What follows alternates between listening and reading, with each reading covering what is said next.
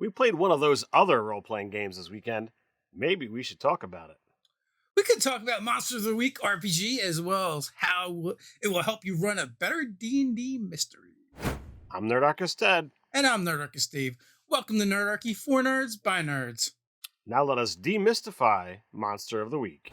All right, so what we're going to do in this video is we're going to give you a rough overview of the RPG role-playing game Monster of the Week. And then we're going to talk about it in how this experience can make you a better D&D player or better dungeon master when you're trying to run mystery type stories, and some takeaways that we got from the game that, will make you better both as a player and a dungeon master. So, Monster of the Week is powered by the Apocalypse engine, which means you've got moves and playbooks. It rolls on a base 2d6 plus your appropriate stat modifier. It's pretty easy to get into and deal with. So, Monster of the Week is a tabletop RPG that you are playing monster hunters. It's like Buffy the Vampire Slayer, Supernatural. Friday the 13th was an old show that I used to watch. The series, not to be confused with the movie. And there's like a tons of other ones, but essentially things go bump in the night. There's supernatural things that occur. Scooby-Doo would be another example if you like a more comical kind of take on it. But, you're a group of hunters that hunt monsters. Yeah, it's really simplistic in its design. It's just like TV shows. It's meant to be episodic. You can have a longer mystery. So in that, it can take 2 sessions to attempt to solve this particular mystery. And like your seasons of television shows, you can run a campaign where there is kind of an under-threaded plot that needs to be figured out over the course of things. Or you can just completely forego that and just be like, look, we're going to do this thing. Whoever shows up is part of the mystery this week. Whoever doesn't. And you just have a lot of fun with it. I've got 1 session under my belt. I'm really digging the game. I like to flow, but there's still some things that I need to figure out because here I am as a noob in a new game. Yeah, we're going to go into more detail after we pay some bills to keep the lights on here. We want to thank Easy Roller Dice, our sponsor, who is running a Kickstarter right now for their Color Shift box trays. They look awesome. They look amazing. I believe Ted even has one right there with him. You should go check out the Kickstarter. They're very cool. And also, you're going to love it. Absolutely. We've been a fan of Easy Roller Dice for a long time. They're our dice of choice. And, with their awesome dice trays, how could you not be? So you'll find a link in the description. Go check it out. It's already funded and they're blasting through stretch goals. So go check them out. With that, let's jump into it. We'll start with the mechanics and then we'll drill down on the specifics. So Monster of the Week starts off with 5 stats. You've got Charm, Cool, Sharp, Tough, and Weird. And then you have 2 other, they're kind of like stats. Luck and Harm, they range from range of okay to doomed for luck, or okay or dying for harm. All right, so the great thing about these stats is they have this range, this pool, and the luck is something that you really don't get back easily, and it basically gives you the ability to kind of auto succeed on something. So when you really need a win, you can just be like, all right, I'm gonna use a luck, and you color in that box, and it's shaded on until something drastic happens. And late game, you might get some abilities that get you some of those points back, but you really should be stingy with them. Your harm, this is basically your hit point track, and as you get further damaged, it gets harder and harder to actually do certain things. So you definitely want to be careful about that, because if you go too far down, what happens when you run out of hit points? You're dying. Also, it's important to point out with the luck, if you run out of luck, that essentially is permission for the DM to kill your character. And things get very much harder for your character, and they probably will die, is how it's been explained to me. So yeah, be stingy with the luck. It's like we said before, it's a 2d6 plus stat system. 1 through 6, you fail, but cool thing is you get the mark XP. 7 through 9 is a success, but there might be some consequences. And 10 plus is you just succeeded. So XP is kind of how you advance in the game. Once you get 5 points of XP, you get an advancement. It just kind of happens when you're playing the game. Super cool. Also, it's a way to get rid of luck, but that means your character doesn't get any better because, you got some of your luck back. And by some, that's one, and you can only ever do it twice over the course of a character's career, and it's an advanced level up at that. So it comes down the road. But you roll dice when you're attempting a move, and there are basic moves that everyone can do, such as kick some ass or investigate a mystery.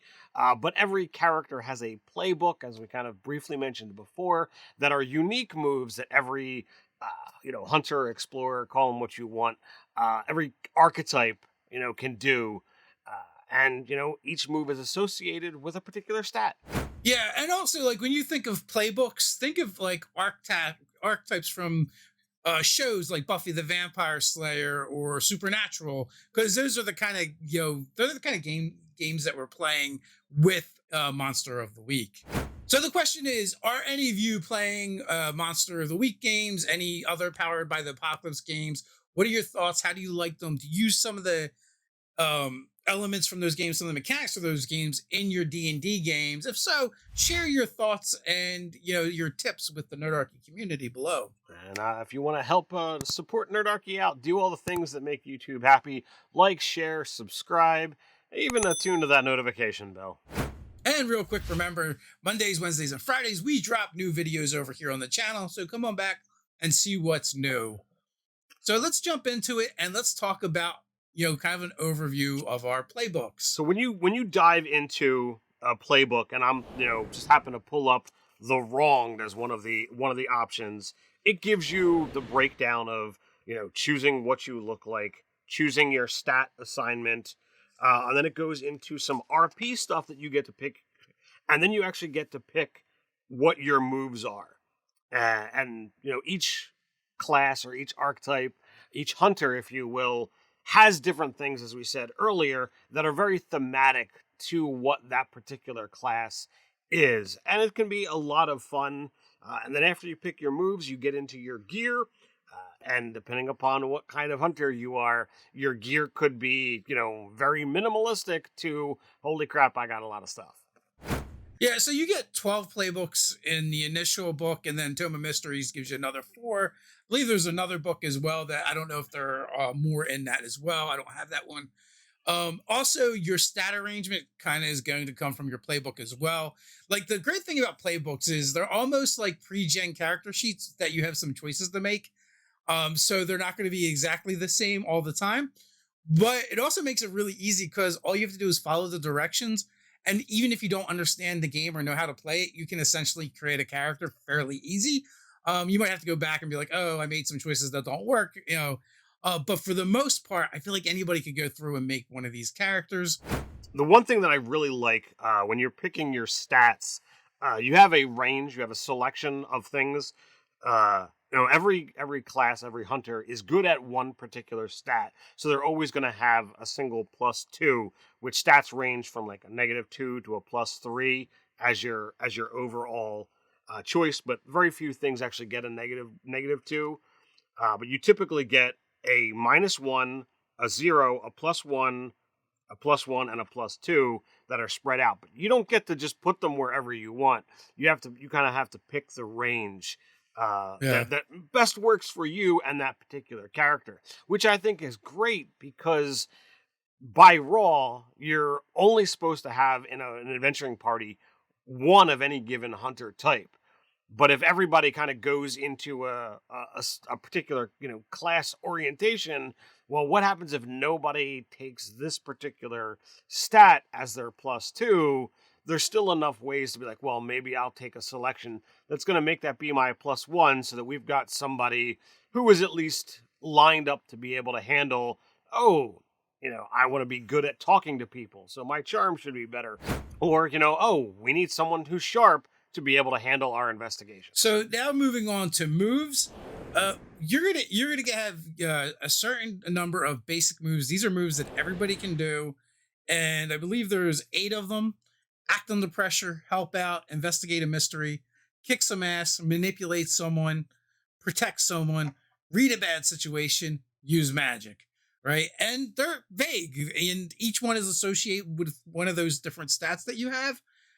So you know, in combat, you might use act under pressure, kick some ass, and protect someone, all in different instances. And also, maybe we should have mentioned this earlier, but only the players roll the dice.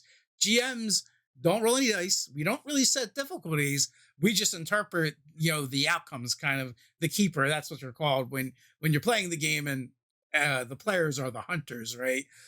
So you have those basic moves, and then depending upon your playbook, you'll have a couple other moves that are, they're exclusive just to that playbook, and you can do them. There's some like other like alternate moves that are out there that you can go find on the Evil Hat website and check that out, because they have a bunch of free resources for you to kind of look at and start getting a feel for the game. So it's a very kind of like rules light game, and there's not like a lot of dice rolling that you might expect in like some other games like Dungeons and Dragons. So the cool thing about this, as we kind of get into, our mystery overview, is it's really supposed to be presented with that concept of, all right, we are solving a mystery. We as a group of hunters, however we have come together, we are presented with something has happened. We need to investigate, figure out what the monster of that week is, the monster of that session. Typically, we're going to be unprepared to deal with it. So we have to gather more information to be able to learn how to defeat it, drive it off, kill it, whatever is necessary to complete that mystery. But there's always, a survivor or survivors that we are supposed to protect. There's always solving the mystery and making sure that the monster is, put to rest, the curse has been lifted, whatever it is that we have to do, but you have to solve it. And it's pretty dark. So the book does a really good job of teaching you how to come up with mysteries.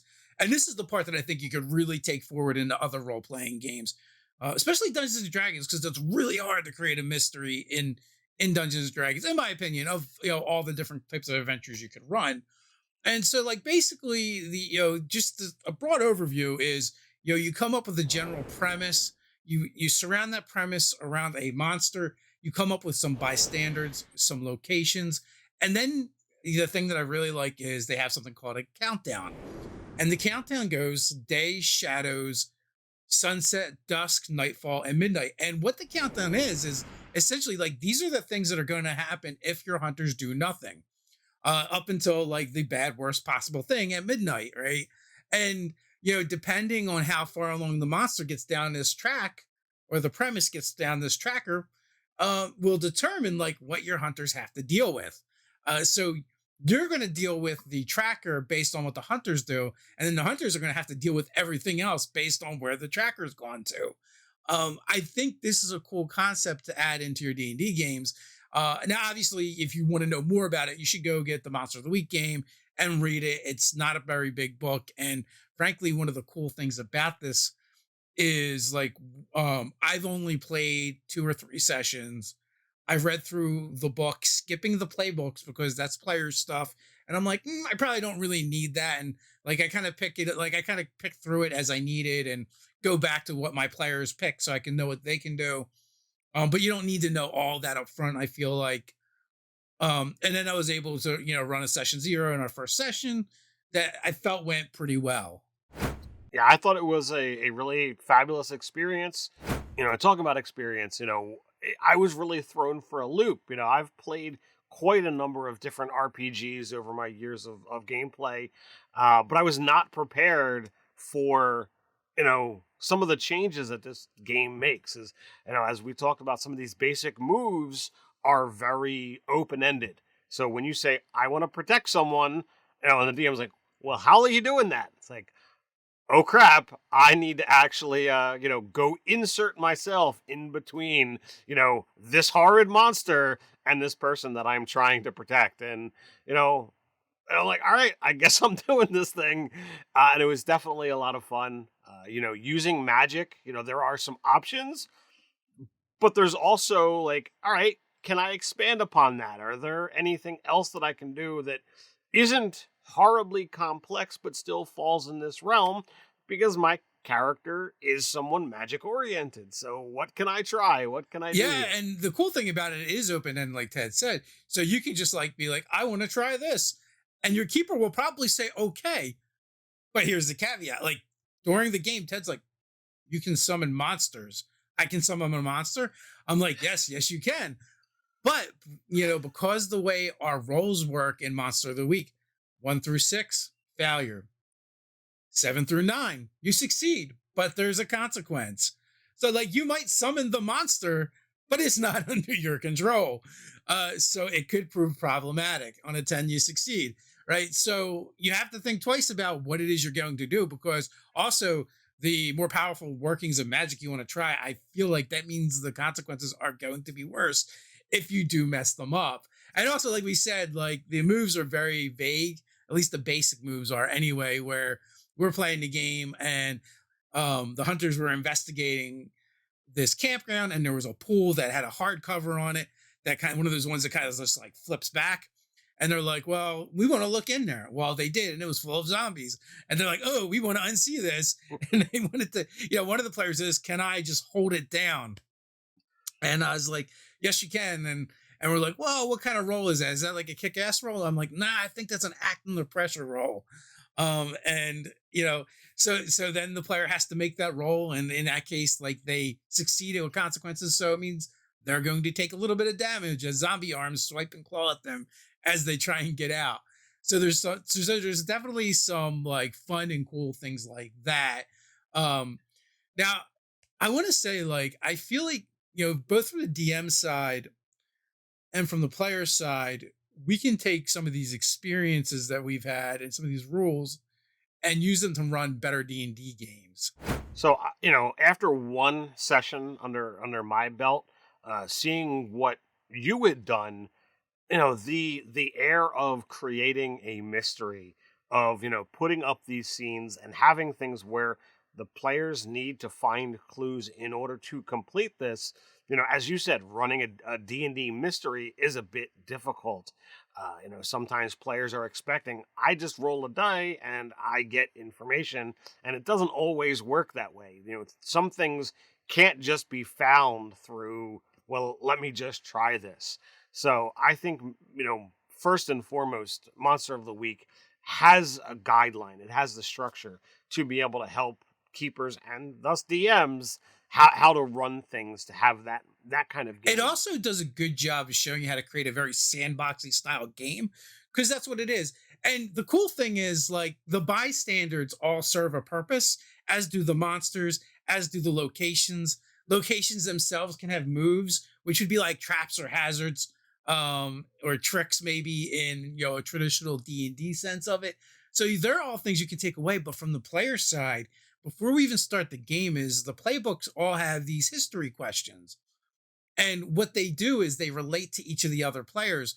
So each player has to relate to one of the other players, or actually to all the players, picking from this list of histories. It doesn't have to be that, like, you can make up your own, but it gives you like a menu of choices. So this way you have a good idea of examples of things you could do or ways you could go with it. Or use that as a basis for making it up. But once every player has done that each way, like, that starts really informing what your group is like and some of their shared experiences, and starts tying them together, so that when you start session one with your game, like, the players already have these relationships between their characters. So and some of them are going to be kind of meaningful in good ways or in bad ways, depending on which way the histories went. All of them are pretty interesting. And there's another thing too, right? Like, one of the things that I think players often fear about a session zero is that wasted time. Monster of the Week, doing a session zero for that to connect all the characters is actually a lot of fun. It's very narrative driven. You get to tell this little story around your adventuring group, around your party, around your hunters. You could easily take that into Dungeons and Dragons. Absolutely. That's kind of where I was looking to go, is, that player connectivity or the character connectivity is super huge and is an immense load off of the dungeon master. So as players, as a D&D player, we should be looking at, well, how am I related to character X? How have I met? How have I talked to? What is this established relationship? Is it strained? Is it positive? Have they witnessed something that I've done in the past that I really don't want anybody to know? All of these great things wind up giving us these building blocks and stepping stones to further this, adventurer's not career, but the story. So, like in my game, one of the characters were estranged. I kind of fear them because they saw me do something that was, before power was under my control. My character is a spooky. I'm kind of a creepy, magic user. To correlate it to D&D, I'm a warlock. I've got some power from something that I don't know what. But I use that power for selfish reason, and this character saw me do it. But I don't get to say what that was. I turn to, the fellow player and be like, what did I do? And they get to then, kind of narrate this stuff. So to take that freedom of be like, all right, I'm going to create a backstory with all of you, and we're going to work with this. So like, I think it's just an amazing tool that brings the party together and alleviates the DM from, okay, how do we make all of you get together? How do we, make you guys and then work? also on top of that, it can be a back and forth, so it doesn't have to be like an absolute where like if you say something that the other player really doesn't like or is uncomfortable with, there's no reason why they can't negotiate on what that is, alter it, change it, and make it work for everybody at the table. But it definitely for us, because we're running a campaign style game, because of that session, I'm going to have things to go back to and want to pull in. And really, for me, the struggle is, do I do a new mystery or do I delve into the things from their past and their histories and the stuff that they came up with? Because they came up with a lot of fun things. Like we created their HQ, they're kind of a Suicide Squad style paranormal occult government investigators. There's weird things going on with their with their headquarters. They have free donut Mondays that are provided by the Fae. So I feel like there's a lot that we could do. There's other government agencies that are kind of spooky and involved in the paranormal that actually work out of their headquarters. And their headquarters also happens to be the aquarium in Camden, New Jersey, which is like local to us. So that's kind of like a fun thing. And when we started the adventure, because we live in New Jersey, of course, I had to kick it off with the Jersey Devil, right? I could not do that. And also a campground that my family used to visit fairly often in the past few years. So it was a lot of fun to create, So our much, first mystery with all those elements. so much so, one of the players in the game didn't need the map Yeah. that was provided. They're like, "Oh yeah, I know exactly where this is. I can literally picture this in my mind." And I'm like, "Wow, Yeah. that is So all of that made it a lot of fun to play with. And I feel like modern games are easy because there's so many things we can just pull up from the internet and use in our games, that makes it a ton of fun. And then when you do it and it's like local to your group, like the players are like, they're attached to the locations already. And like Ted said, one of the players was able to envision a lot of the things.